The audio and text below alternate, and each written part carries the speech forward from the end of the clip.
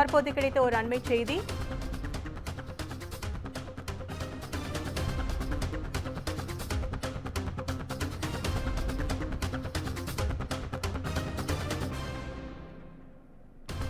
NEET தேர்வு முறைகேடு தொடர்பான வழக்கு ஜூலை 8ஆம் தேதி விசாரிக்கப்படும் என உச்சநீதிமன்றம் அறிவிப்பை வெளியிட்டுள்ளது.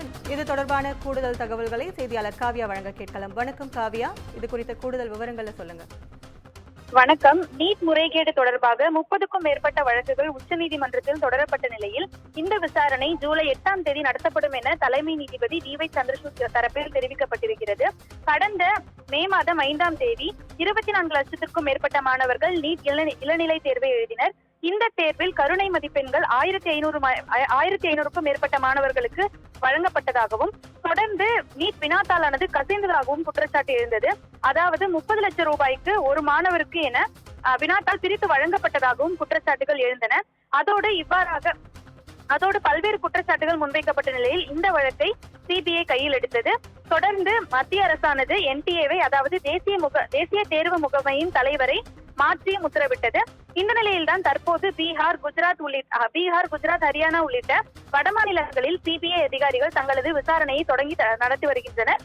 தொடர்ந்து இது தொடர்பாக 20க்கும் மேற்பட்டோரை சிபிஐ கைது செய்து விசாரணை நடத்தி வருகிறது. குறிப்பாக தனியார் பள்ளி ஆசிரியர்கள், நிருபர்கள் உள்ளிட்ட பலரிடம் விசாரணை என்பது நடத்தப்பட்டு வருகிறது.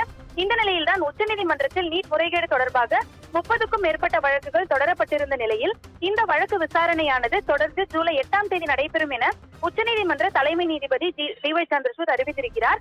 இந்த விசாரணையானது அவரது தலைமையிலேயே 3 நீதிபதிகள் கொண்ட அமர்வில் விசாரணை நடத்தப்படும் என அறிவிக்கப்பட்டிருக்கிறது. அதேபோல் நாடாளுமன்றத்திலும் நீட் விவகாரம் தொடர்பாக பல்வேறு குற்றச்சாட்டுகளை முன்வைத்து எதிர்க்கட்சியினர் தொடர்ந்து அமளியில் ஈடுபட்டு வருகின்றனர். முன்னதாக நேற்று எதிர்க்கட்சி தலைவராக ராகுல் காந்தி தனது முதல் உரையை வழங்கிய போதும் நீட் முறைகேட்டால் 24 லட்சத்துக்கும் மேற்பட்ட மாணவர்களின் எதிர்காலம் கேள்விக்குறியாகியுள்ளதாக தொடர்ந்து தனது புகாரை தெரிவித்தார். இந்த நிலையில் இன்று தற்போது மாலை 4 மணிக்கு பிரதமர் பதிலுரையில் நீட் தொடர்பாகவும் பேசப்படுவார் என எதிர்பார்க்கப்படுகிறது. தொடர்ந்து நீட் விவகாரம் தொடர்பாக நாடு முழுவதும் பல்வேறு பகுதிகளில் கீழமை நீதிமன்றங்கள் தொடங்கி வழக்குகள் என்பது தொடரப்பட்டிருந்தன.